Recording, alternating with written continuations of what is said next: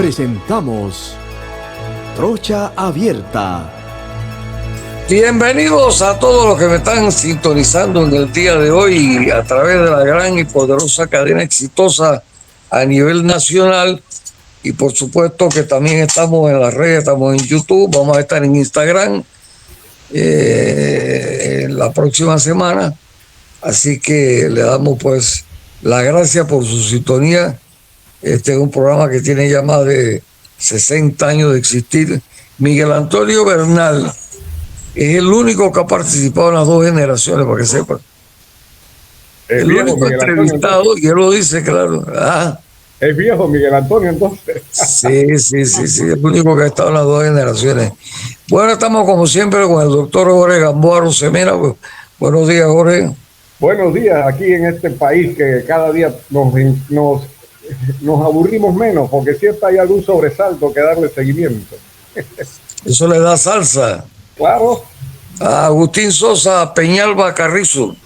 Buenas tardes, amigos oyentes de la exitosa y este prestigioso programa, que soy parte de esa generación también, pero no la de Bernal, porque yo no soy tan viejo como Alfonso, pero soy más joven. Aquí estamos una vez más con ustedes, dando nuestras opiniones con relación a los aconteceres de este hermoso país que lo tienen todo trastornado. Bueno, y las habla Alfonso Castillero Ortiz, conde del Vigo. Eso es lo que le molesta a la gente, pues, porque yo digo, soy conde del Vigo.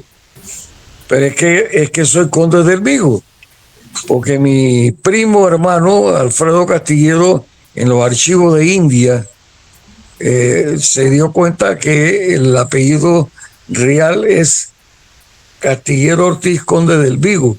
No es un título nobiliario, sino que es un apellido. ¿Ves? Y aquí se molestan por esa vaina, que pendejada. Pero la pregunta es ¿quién se molesta? Hable alto y claro, ¿quién se molesta? No sé, alguien se molesta. Nadie se molesta porque es Hoy tenemos invitado un gran amigo, lo estimamos muchísimo. Él fue presidente de la Estrella del Siglo. En su momento hicimos hasta una apuesta cuando estaba en crisis la Estrella, que no la cumplió, pero espero que la cumpla. El candidato por la libre postulación, Eduardo Antonio Quiroz. Buenos días, Eduardo. Muy buenos días.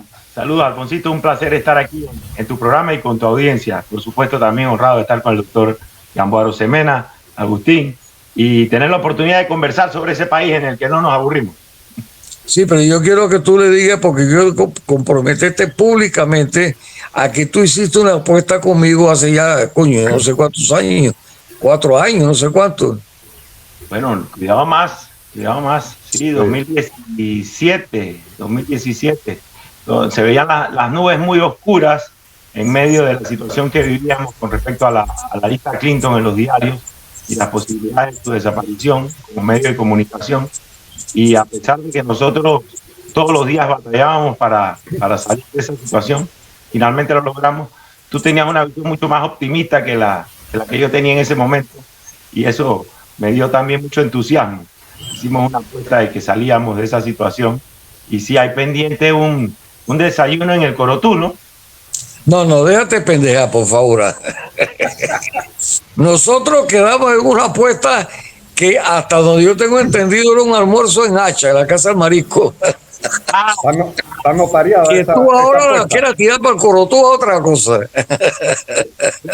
Pues en el Corotú cocinan bien el Corotú. No, si no estoy diciendo que cocinen más, yo estoy diciendo que la apuesta era en Hacha, pero bueno, yo como ahora Eduardo me dijo que venía por los lados acá de Chitré, de las tablas, y ahora en noviembre, me dijo que el 20 de noviembre iba a resarcirme, y nos veremos entonces en un almuerzo en algún lugar aquí en Chitré, que no sea muy barato, porque definitivamente en Hacha los almuerzos son Hacha. Y por ahí mismo le firma el libro, pues. Por ahí mismo le firma el libro. Por ahí mismo le firma el libro. Bueno, Eduardo, cuéntame cómo va el tema este de las inscripciones, y sobre todo quiero que me hable ahora lo que se está señalando el Tribunal Electoral, de que se están haciendo inscripciones fraudulentas. Bueno, yo creo que primero es importante para la audiencia explicar el proceso en que estamos, porque lo que yo encuentro a veces es que no todos los ciudadanos están tan atentos del devenir. La suerte del 2024 se está jugando ya, porque el proceso para poder decidir quiénes van a ser los 3 candidatos de libre postulación, popularmente conocidos como independientes, en las elecciones del 2024, se da entre el 15 de agosto recién pasado y el 31 de julio del próximo año. Durante ese periodo, quienes hayan presentado sus aspiraciones para ser candidatos por libre postulación pueden buscar apoyos a través de las firmas. Ese periodo de 11 meses y medio es un periodo en el cual estamos actualmente. ¿Quiénes van a obtener esas 3 casillas en la papeleta? Aquellos precandidatos que obtengan como mínimo 39.300 firmas aproximadamente, que es el 2% de los votos válidos de la elección del 2019, y luego obtengan las 3 mayores respaldos para el 31 de julio del próximo año. En ese proceso estamos, y es un proceso que ha tenido algunas variaciones con respecto al 2019. ¿Cuáles son esas variaciones? Son varias, pero probablemente la más importante es que el proceso de recolección de apoyos se hace a través de métodos tecnológicos y solamente se vuelven a utilizar las libretas o cuadernos en áreas de difícil acceso o donde no hay conectividad. ¿Qué quiere decir eso? Que la mayoría de las firmas de apoyo se están obteniendo a través de o el sistema de atención al usuario, el CAU, que es una videollamada a través del internet, se puede hacer en su laptop, en su computadora o en su teléfono celular, y es una videollamada que se hace al tribunal electoral, un funcionario lo atiende del otro lado y es como si usted estuviese ahí presente. La otra es a través de kioscos, que son como si fuesen cajeros automáticos, en los que el tribunal electoral ha habilitado la posibilidad de que los ciudadanos, colocando su huella dactilar, puedan también dar el apoyo. El tercer método es la aplicación, que es una aplicación que desarrolló, ahora nos enteramos que desarrolló el tribunal electoral y que tiene una licencia que los precandidatos tienen que comprarle al tribunal electoral y que una vez está bajada o configurada en el celular, no puede tener ninguna otra aplicación. O sea, tienen que ser celulares exclusivamente dedicados para la búsqueda de apoyo. No hay WhatsApp, no hay Instagram, no hay más nada en ese celular. Ahora, y no ahora a partir de ayer, nosotros la semana pasada habíamos acudido al tribunal electoral y le habíamos informado sobre que habíamos tenido conocimiento de por lo menos una vulnerabilidad del sistema. El tribunal electoral tomó nota y nos informó que la había corregido. En atención a esto, nosotros pedimos que se hiciese una auditoría hacia atrás para establecer qué otros casos habían. En ese proceso estamos. Ahora el tribunal electoral ha informado que de esa denuncia se han obtenido aproximadamente 1.000 apoyos que podrían ser viciados.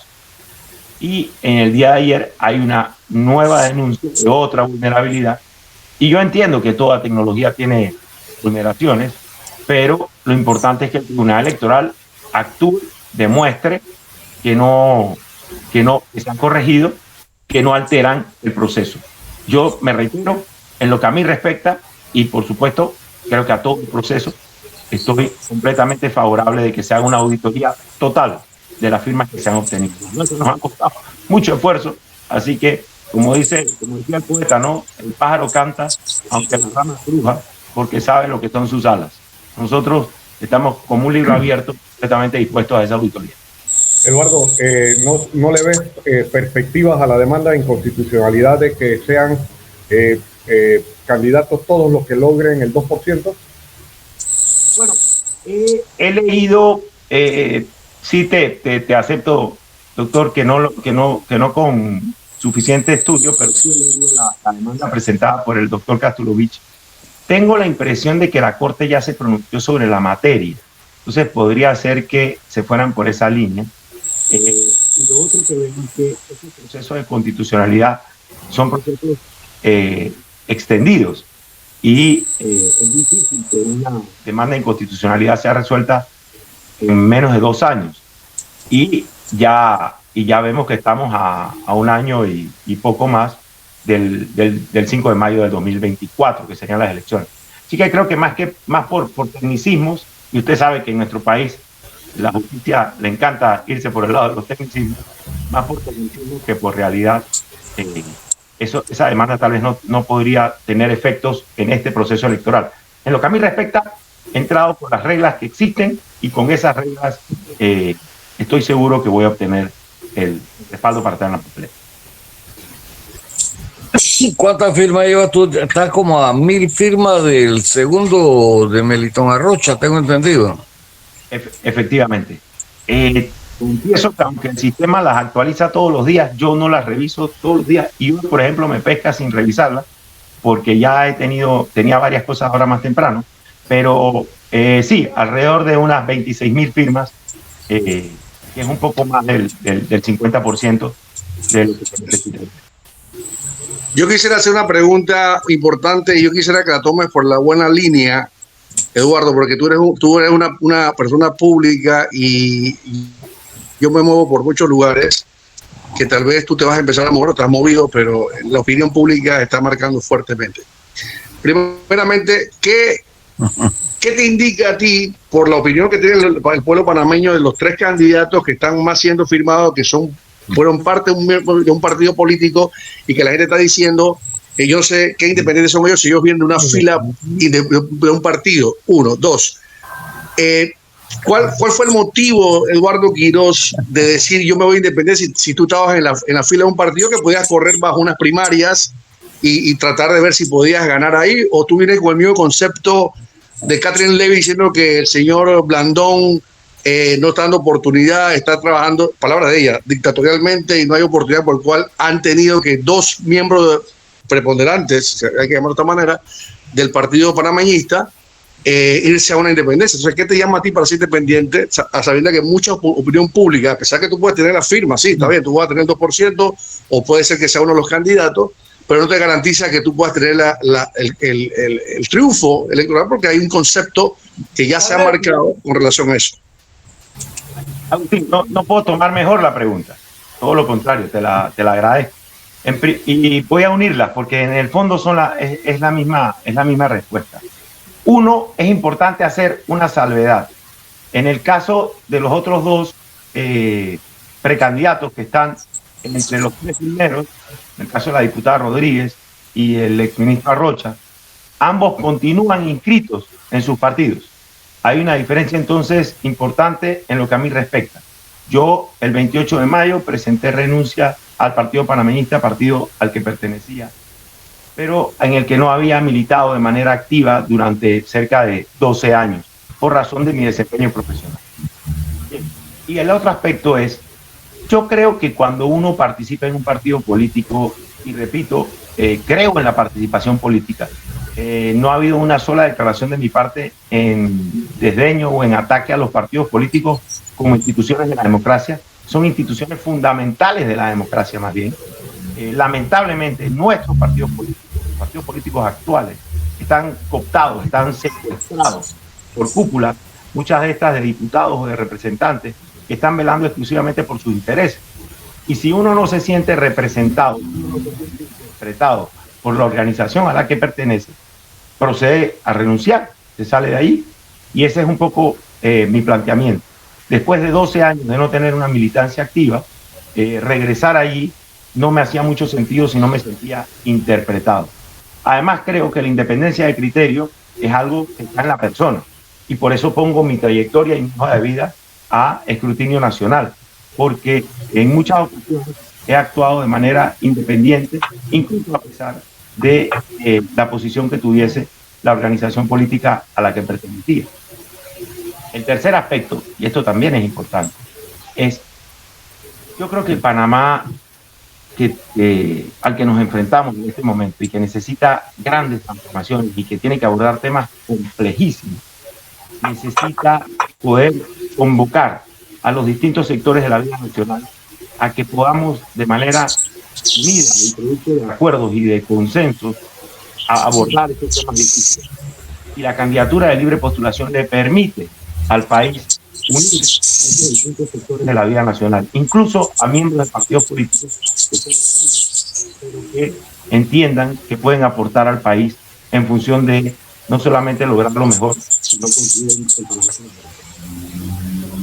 Ok, en base a eso mismo, lo que estás explicando con relación a eso, ese criterio tuyo con relación, porque la opinión pública establece y está hablando alto, muy alto, con relación a los 3 primeros precandidatos de elección, de postulación con relación a su independencia.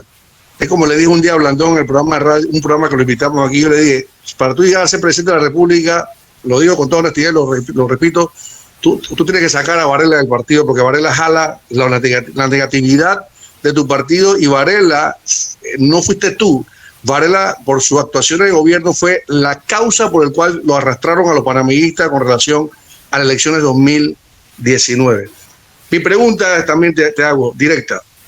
¿Tú te convertirías en un Bukele en Panamá si tú llegas a ser presidente de la República? Porque eso es lo que necesitamos en Panamá. No necesitamos discursos bonitos de que vamos a hacer. Necesitamos para, como le hemos hablado, yo le he dicho, aquí en Panamá se necesita, lo tomo como ejemplo porque hemos visto el buen funcionamiento de este señor, lo que está haciendo en El Salvador. Yo conozco El Salvador. Si tú estás dispuesto a hacer un Bukele, a ir en contra de la corrupción, cueste lo que cueste, sea el que sea, no importa que sea Varela si es amigo tuyo, no importa que sea el que sea, pero la intención es corregir el país, porque aquí no necesitas corrección, aquí no necesitas ya más discursos. Y te tengo que decir alto y claro, Eduardo, porque hay que hablar alto y claro a las figuras nuestras que quieren posicionarse en un puesto de presidencia.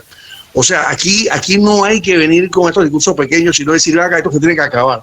Un alto hasta aquí el día que yo me monte. Si yo veo que tú eres una persona que vas a montarte, te lo hago como una opinión pública, y tú vas a montarte sobre un discurso donde tú vas a decir que tú vas a atacar realmente de raíz, no importa quién ruede cabeza, tú vas a tener aceptación dentro del conglomerado de votantes que están esperando y buscando esa figura que hasta posiblemente, te puedo decir, sinceramente, si ahí hay alguien que sobrepase la expectativa de Martinelli, yo no estoy con Martinelli ni voto por Martinelli, porque hasta el momento él está marcando para ganar.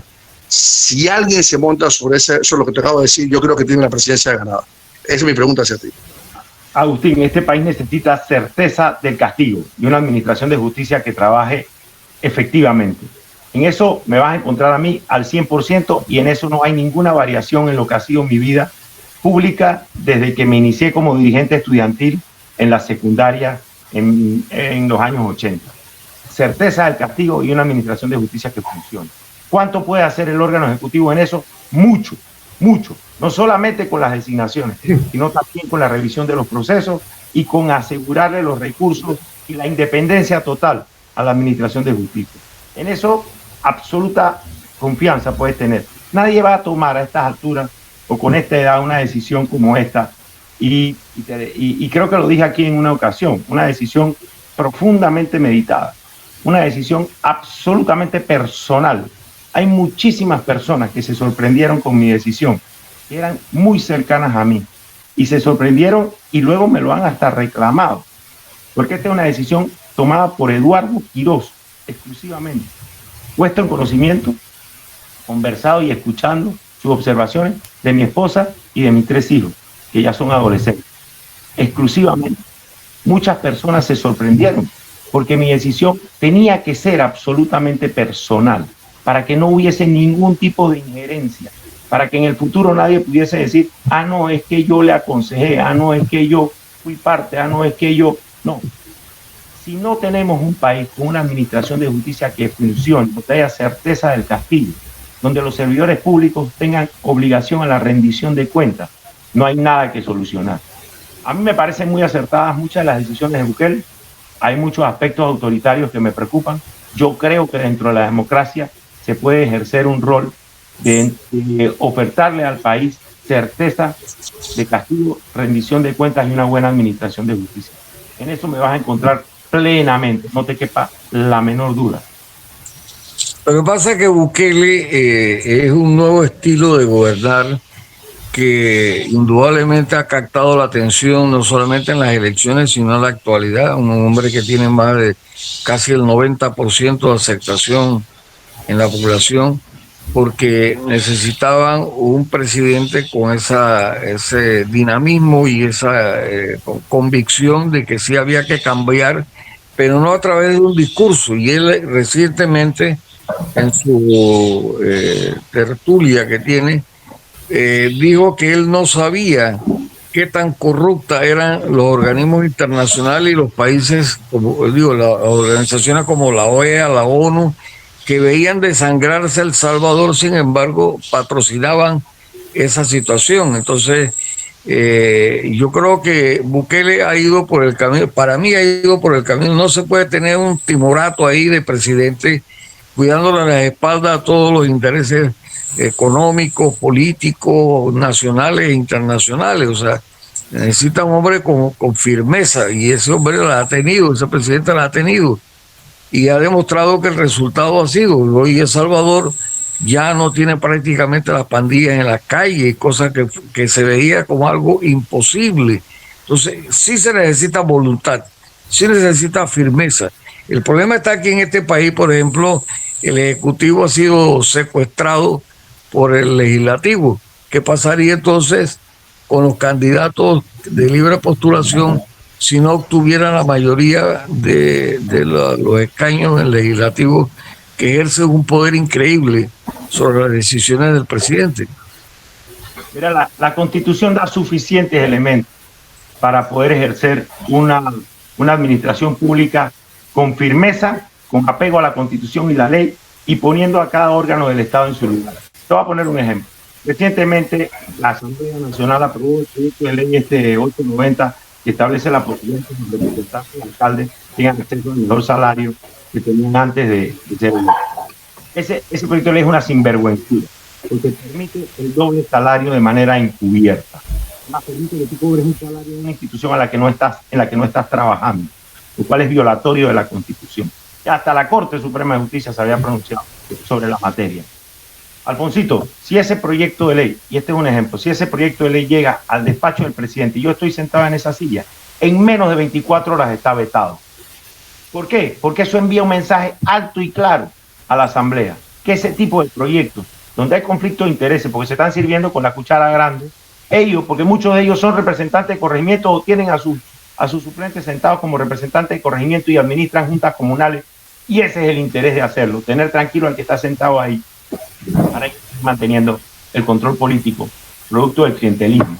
Recibe un mensaje de esa manera, se muestra cómo es la firmeza y la decisión de quien está ejerciendo el Ejecutivo. Pero hay que tener claro los intereses del país por delante. Otro ejemplo sencillo, el Ejecutivo sale, imagínate tú la vergüenza del país en el que está. El presidente de la República sale, producto de las protestas, y le dice al país: voy a mandar un proyecto de ley a la Asamblea derogando los incentivos al sector turístico, que son tal y cual. Perfecto, el país entero sabe lo que es y a quién estaban dirigidos. Magnífico. Primero, ¿cómo hubiese actuado yo? Voy a instruir al ministro para que haga un proyecto de ley para que lo manden a la Asamblea. Se le demoraron 2 semanas haciendo eso. Mi acción hubiese sido distinta. Esta mañana, convocados los ministros a las 7 de la mañana, hemos aprobado un proyecto de ley y hoy en la tarde el ministro va a la Asamblea y lo presenta. O sea, menos de 12 horas para actuar. Segundo, la Asamblea rechaza el proyecto de ley del Ejecutivo. Entonces usted se va a la herramienta que tiene el Ejecutivo, que es la reglamentación de la ley, y producto de la ruta de reglamentación asegura que esos incentivos no sean utilizados en forma indebida. Entonces sí, lo que se necesita es firmeza, pero también inteligencia. Necesitamos un gobierno más inteligente, que de verdad tenga un compromiso con el país, con entender que tenemos que velar por los intereses de todos, no por los intereses locales. Entonces sí se puede hacer. Ahora, me decía un señor en Colón, dice: no, yo quiero que usted, más o menos lo mismo que Agustín, yo quiero que usted sea el Bukelele panameño. Yo le decía, cada país tiene sus circunstancias, cada país tiene sus realidades. Nosotros probablemente, si extrapoláramos a Bukele y lo trajéramos aquí, no nos funcionaría tan bien. Porque así como necesitamos firmeza y decisión ante los corruptos y los sinvergüenzas, también tenemos que construir consenso para hacer las transformaciones de fondo. A mí me preocupa mucho el tema constitucional. A mí el país necesita una revisión de sus instituciones, una transformación del sistema político. La forma en que se escogen los diputados está quebrada. Ese sistema de circuitos uninominales y plurinominales está quebrado. Tenemos que hacer una revisión institucional. El tema de la seguridad social, no podemos seguir posponiéndolo. O sea, hay temas en los que necesitamos acuerdos nacionales. Entonces, firmeza por un lado y capacidad de construir acuerdos y consensos. Y en ambas he demostrado que tengo trayectoria. Cuando he tenido que ser firme y pararme, me le he parado hasta los Estados Unidos, no me lo voy a parar a un sinvergüenza panameñito. Y por el otro lado, tengo la capacidad de concitar y convocar acuerdos de buena fe y poniendo los intereses del país por delante. Eso que te Mira, decía Alfonso, Eduardo, perdón, Juan, dele. sí, Dele, comentando lo que, o reafirmando lo que decía Alfonso en el sentido de tener una asamblea con cierta solvencia moral, porque no necesariamente tiene que ser copartidario, sino gente con solvencia moral que busque el bien común. Va a ser difícil en este país en las condiciones que enfrentamos el 2024, pero sí, definitivamente yo tengo que alabarte porque te has metido en un zambapalo en buen panameño, que si logras la presidencia, y ojalá si fuera, no vas a tener hora, minuto ni segundo tranquilo. Este país es una coctelera, tú no sabes quiénes están y quiénes no están, y te van a salir con 50,000 cosas. Por eso es la firmeza de la que hablaba, definitivamente, convicciones, consenso, porque yo sí creo que en Panamá todavía la mayor cantidad de panameños aspira a la honestidad, a la honradez, a que el bien común impere sin necesidad de imposiciones, porque si es bien razonado, todo el mundo se va a sumar, o una gran cantidad. Gamboa, yo creo que la cultura panameña se ha ido distorsionando producto de los políticos. O sea, ya en Panamá se ha aprendido que el que hay para mí es una regla, no es la excepción. Y cuando un gobierno y cuando los candidatos aparecen, ellos saben que después se desaparecen. Aparecen y desaparecen. Y que lo único que les puede quedar es lo que le da en ese momentito al candidato, ese es el problema. Entonces, es muy difícil romper esa cultura si tiene que venir una generación nueva de políticos para poder que eso vaya variando. Pero yo te quería preguntar, Eduardo Antonio Quirós, candidato a la libre postulación para la presidencia de la República. ¿Cuál es tu análisis realmente después de más de 3 años y medio de gobierno? Bueno, primero, doctor Gamboa, sí, efectivamente, parte del proceso de meditación fue tener la claridad de que no iba a haber hora tranquila, pero tener criterios claros. Ayer, por ejemplo, yo estaba en múltiples actividades cuando salió este tema de la denuncia al Tribunal Electoral y por ruta de teléfono hablé con una persona que está apoyando y le dije un comunicado donde digamos alto y claro que nosotros estamos con autoridad total de la firma.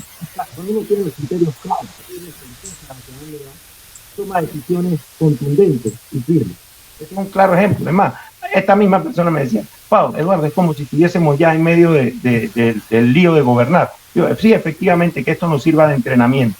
Hay que tener claridad de criterios, certeza de lo que se hace y actuar de manera contundente, porque si la honestidad está de tu lado, ahí no hay temor. Y bueno, y ahí, bueno, que caiga quien caiga, ¿no? Como se ha dicho.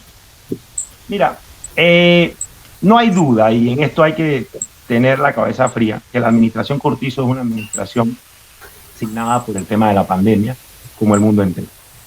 El hecho de que Cortizo haya ganado con el 32% lo pone en una situación muy complicada, porque no tenía la capacidad o no demostró la capacidad de construir suficientes acuerdos para poder hacer las transformaciones de fondo.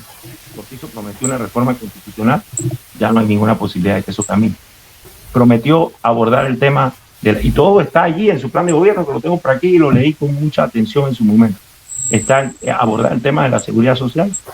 Eso ni va a llegar a nada, no hay posibilidades que esta administración pueda abordarlo. El tema de la educación como estrella de gobierno.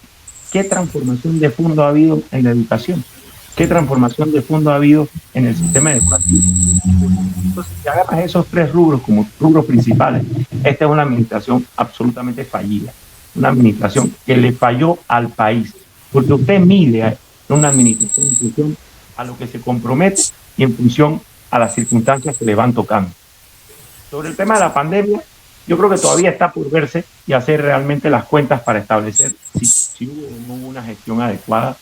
Yo creo que en muchos aspectos hubo un buen desempeño, pero en muchos otros hubo un desempeño muy, muy mediocre, que está teniendo consecuencias actualmente. Y para mí, el elemento fundamental de por qué es catalogado como fallida esta administración Cortizo Carrizo, viene relacionada porque además también crea este esquema de una especie como de monarquía, ¿no? De Reina Isabel y Príncipe de Gales, ¿no? Terrible, porque ya uno se daba cuenta que quien estaba realmente ejerciendo era el Príncipe de Gales. Y ustedes saben lo que estoy diciendo. Pero dicho eso, también reclamarle su incapacidad de anticipar los problemas. Gobernar implica pensar, dedicar tiempo a entender las cosas, a anticipar, a prever para poder actuar de manera adelantada.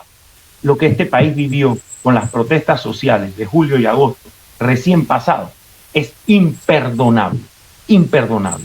¿Por qué imperdonable? Porque el gobierno tenía la capacidad de anticipar esa situación.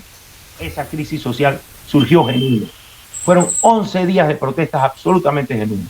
Al día 11 se sumaron otros elementos y surgieron otras motivaciones y eso giró para otro lado. Y ya sabemos lo que pasó. Pero los primeros 11 días de la protesta absolutamente legítima. Y esa protesta, te digo algo, y yo estaba en la ciudad de Santiago días antes, así que pude palpar de manera directa cuál era el sentimiento que había.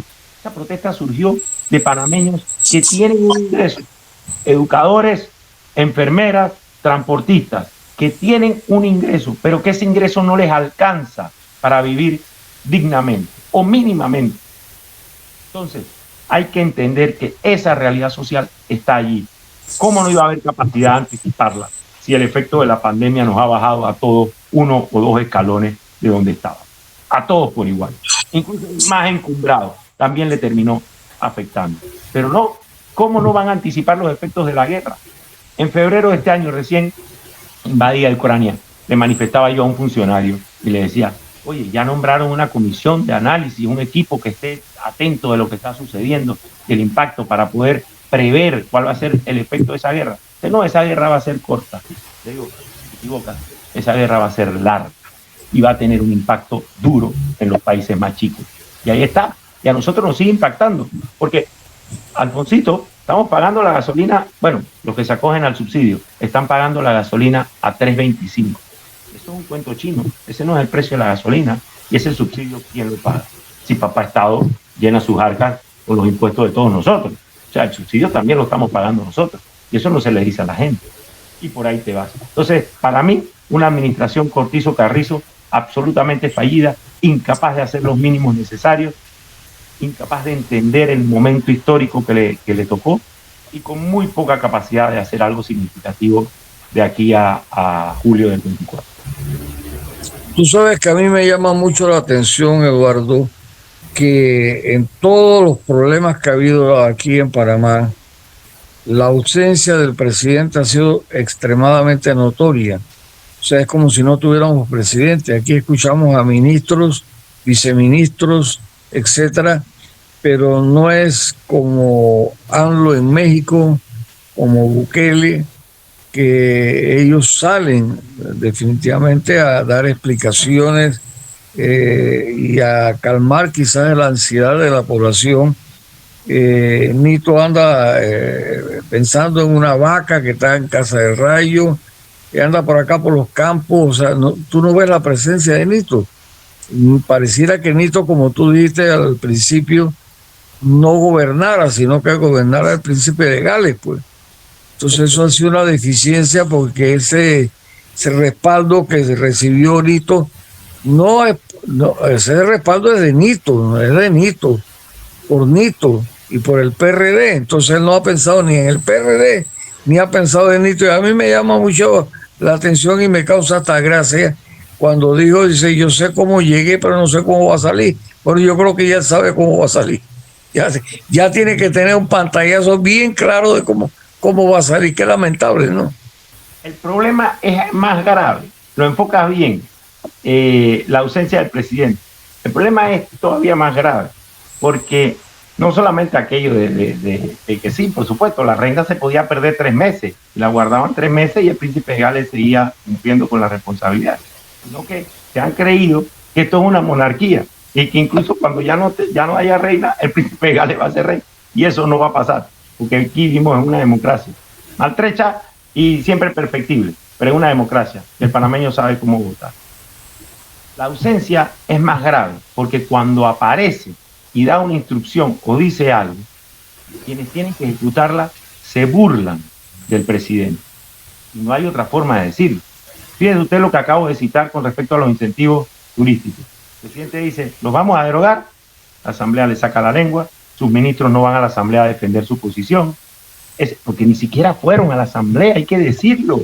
No fueron a la comisión donde se rechazó, ahí no estaba el ministro del Comercio diciéndole al país, esta es la posición del Ejecutivo. Pero peor, mire este ejemplo. Cuando el presidente regresa de su viaje por razones de salud, da una conferencia de prensa donde hace 2 anuncios. Uno, dice que va a acogerse este tema del subsidio y que el combustible, la gasolina va a costar $3.25. Pero hace otro anuncio, anuncia un plan de austeridad. Ese plan de austeridad o plan de ahorro era producto del descontento que había en las calles. La gente estaba reclamando que bajaran los alimentos, el combustible, que se resolviera el problema de los medicamentos y la canasta básica.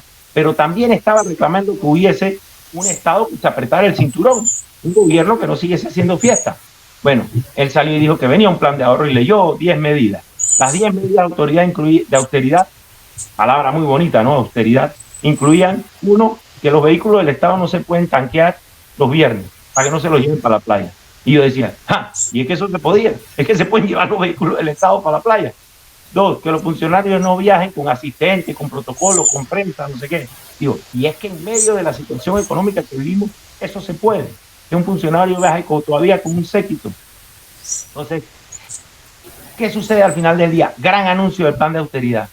En el proyecto de presupuesto que presenta el ministro de Economía y Finanzas a la Asamblea, $0. No hay un balboa relacionado con ese plan de austeridad que el presidente le prometió. Los funcionarios se burlan de las decisiones del presidente. Cuando al ministro, y yo pregunté, ¿cómo puede haber un plan de ahorro que no tenga una cifra? Desde chiquito yo aprendí con mi abuelita chiricana que me decía, vamos a hacer una economía. Entonces uno sabía, pues, cada vez que le llegaba su chequecito ella guardaba $5. A las 3 quincenas ella tenía $15. Si hay un plan de ahorro sin números, no es nada, es un cuento chino. Y así es el plan de ahorro del gobierno de Nick. No hay un solo dólar reconocido en el presupuesto. Cuando se le pregunta a Héctor Alexander, el ministro Alexander dice, cuando la Asamblea devuelva el proyecto al Ejecutivo, nosotros vamos a incluir el plan de ahorro. Cuento chino. ¿Usted cree que después que Vinicio le devuelva el proyecto a la Asamblea, entonces al Ejecutivo, entonces el Ejecutivo va a incluir el plan de ahorro? Entonces es peor, no solamente un presidente ausente, sino que cuando sale no se le hace caso.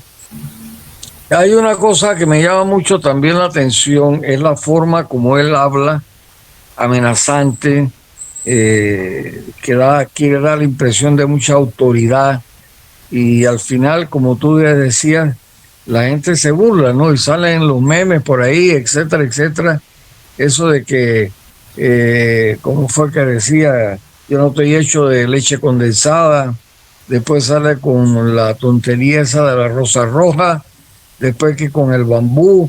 Y por ahí nos vamos. Un día va a ser, yo no sé, un día va a salir con el toro capao. En fin, pues son posturas, y siempre repito, él tiene una cosa que yo he querido saber desde el punto de vista psicológico, qué interpretación se le puede dar.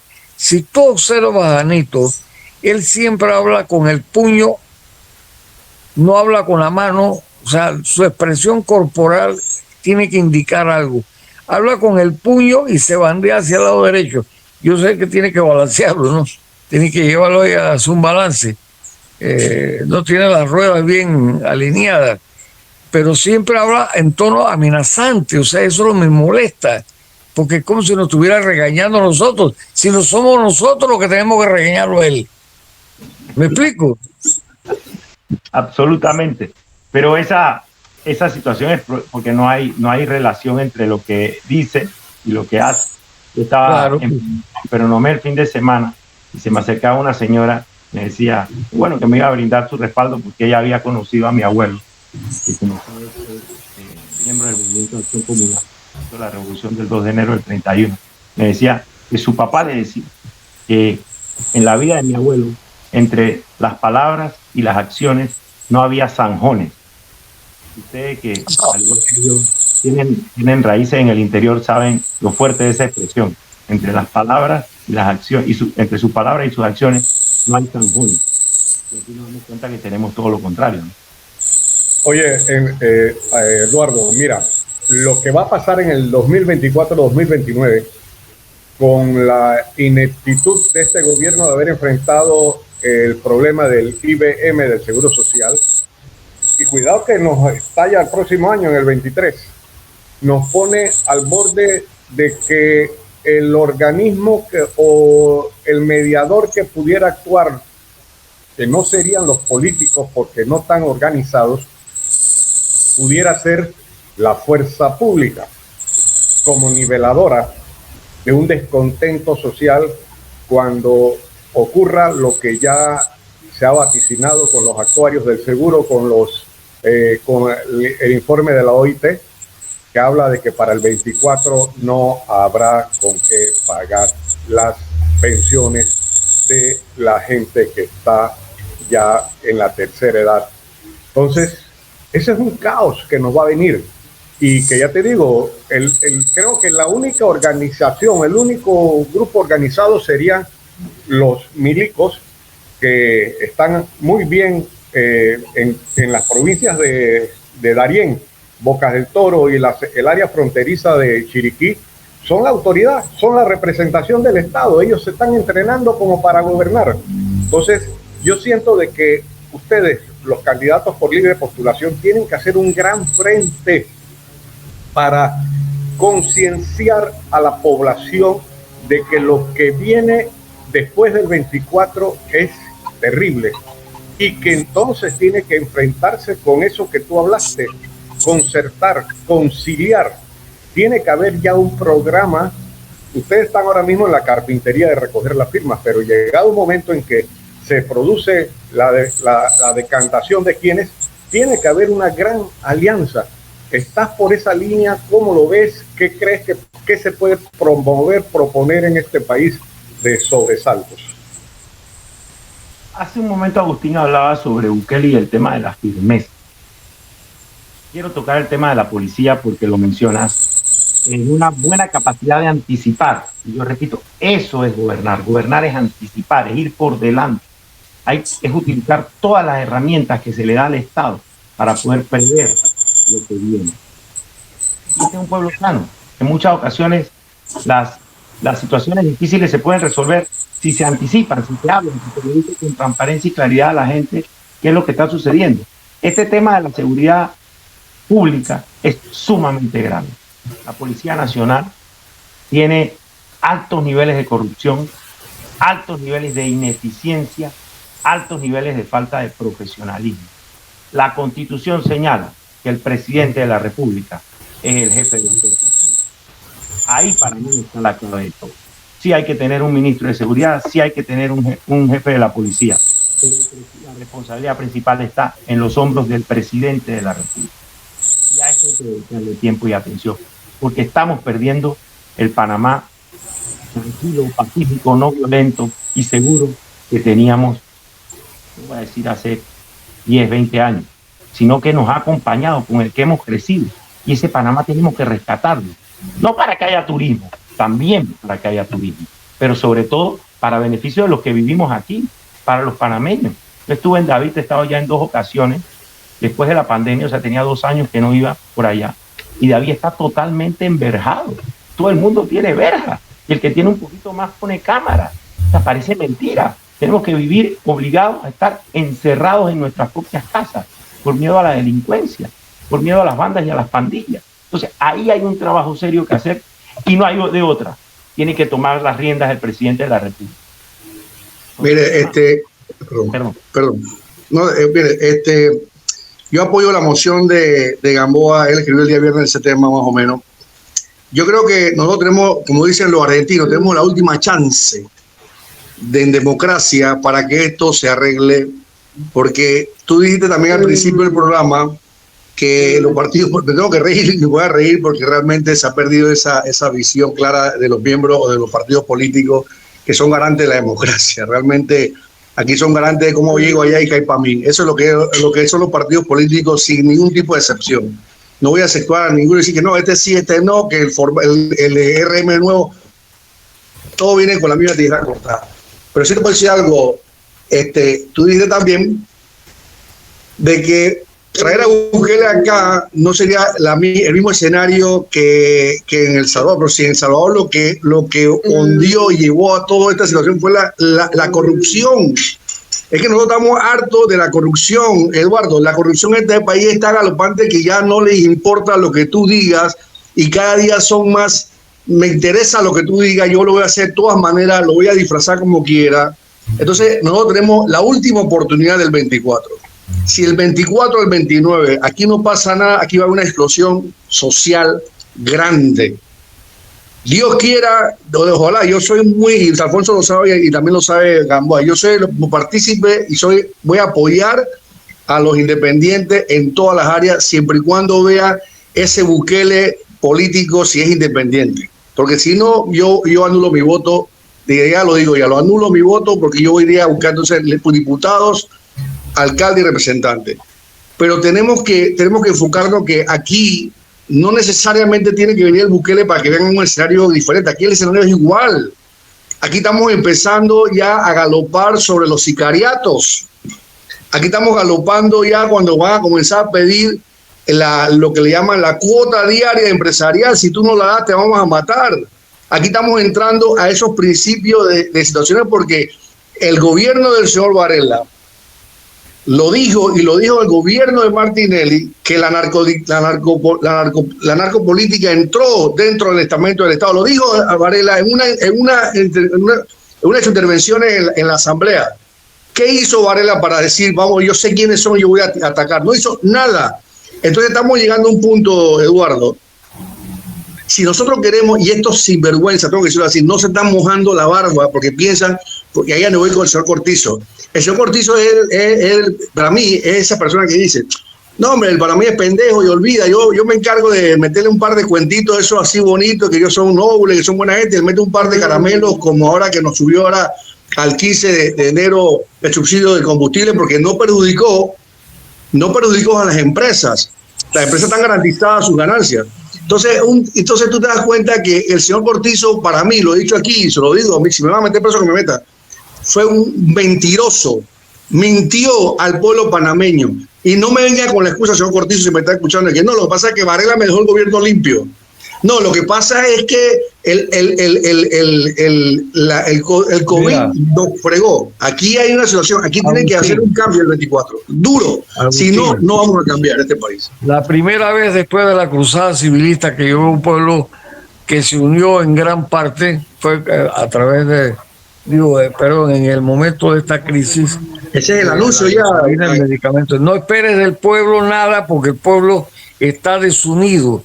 No, mira, cuando vino Endara, yo tenía la esperanza, la convicción y la fe de que aquí no iba a volver más nunca el PRD. ¿Y por qué salió Endara? ¿Por qué ganó el PRD? Porque desilusionó el gobierno de Endara, eso es todo. Desilusionó. Si no, Endara hubiera seguido o cualquier partido de oposición hubiera seguido, pero no fue así. Pero toma la medida en defraudar a la gente, es que esa es la especialidad. Pero bueno, yo quería preguntarte algo, Eduardo. ¿Ustedes tienen alguna encuesta? Alfonso, un segundito, un punto más. Eso te toca decir que el pueblo panameño está dormido, que nada más fuerza, no coja ese lado, ¿eh? No coja ese lado, porque así como pasó el 87, puede pasar en el 2024, ojo, ¿eh? No duerma ese lado. El panameño va acumulando como acumuló en esta que sucedió hace poco por el cansancio de la corrupción y un montón de cosas que están pasando. Así que yo no creo que eso, el pueblo panameño no es pendejo, no va a salir. Nosotros lo criticamos aquí, dimos, pero no se despierta, ¿te acuerdas? No se despierta y se despertó. Se va a despertar en el 24 si aquí no hay un cambio como debe ser. Bueno, Eduardo, ¿ustedes tienen alguna encuesta? Eso está clarísimo. Estamos hartos de la corrupción. Y en ese sentido, eso puede tener consecuencias. Las protestas sociales fueron legítimas, nacieron de manera legítima. Doctor Gamboa acierta en su análisis. Y puede ser el Seguro Social, el IBM o cualquier otra razón que sirva de detonante. Incluso yo me atrevería a anticipar, cuidado y antes de las elecciones. Y eso es parte de mi análisis, porque eso tendría un impacto directo en el proceso electoral, como lo tuvo en Colombia. Esas protestas pueden ser legítimas, genuinas, o pueden ser después provocadas o manipuladas por determinados sectores. Eso puede pasar, porque hay un caldo de cultivo. La gente está molesta, la gente está harta de la corrupción.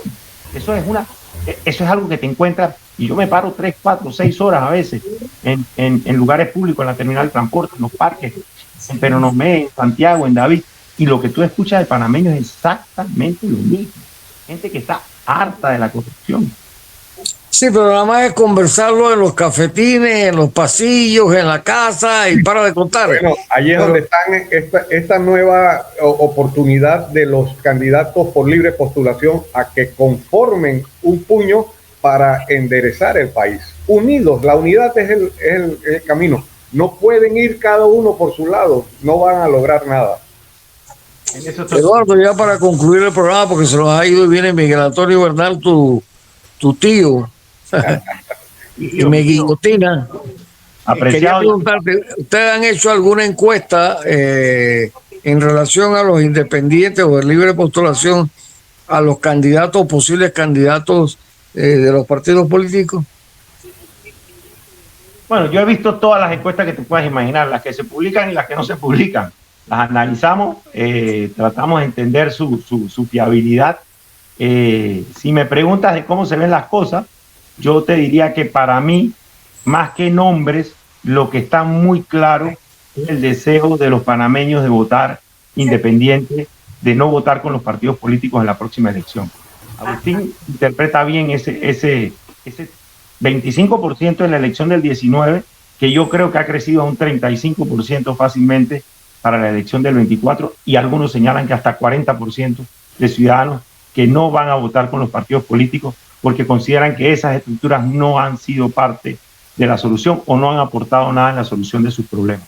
Y por lastimosamente, Eduardo, no va a haber una candidatura única por la libre postulación, van a estar fraccionados. Yo creo que sí la va a haber, pero sí. Te explico cómo. El ciudadano la va a definir, los ciudadanos la van a definir. No, ojalá se pudiera construir los acuerdos necesarios en base a cuáles son los grandes proyectos que el país necesita.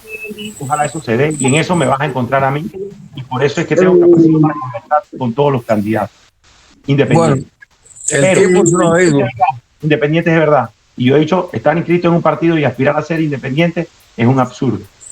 Pero si no, el ciudadano a la hora de votar va a producir esa candidatura independiente de unidad nacional. La va a producir, la unidad se va a dar en el pueblo. Bueno, Eduardo, el tiempo se nos ha ido, se nos ha agotado. Tenemos que despedirnos de toda nuestra audiencia de la cadena exitosa de Trocha Abierta. Te agradecemos tu participación. Hemos tenido hoy a Eduardo Antonio Quiroz por la libre postulación para presidente de la República. Eduardo, quiero que sepas que el programa está a disposición gratis para que tengas algo más que me deberme. ¿Ves? No te va a costar un centavo. Es una gran ventaja definitivamente que vas a tener. En esta etapa es toda, mucha ventaja. Casi la mayoría de las cosas que hacemos las tenemos que hacer sin recursos, pero vamos para adelante. Gracias, muy agradecido. Aquí la estás haciendo gratuitamente, pues soy tu amigo. La capacidad de las ideas y la capacidad de poder... Eso sí, siempre y cuando cumpla con el almuerzo prometido donde sea. ¿Ok? Un punto medio ahí entre Hacha y Corotú. Bueno, estuvieron Agustín Sosa, Peñalba, Carrizo, el doctor Jorge Gamboa Rosemena, este servidor Alfonso Castillo Ortiz, conde del Vigo, y nuestro invitado Eduardo Antonio Quiroz, candidato a la presidencia por la libre postulación. Hasta luego y nos veremos mañana, si la voluntad de Dios así lo quiere. Hasta mañana, si Dios lo permite. Gracias, muchas gracias.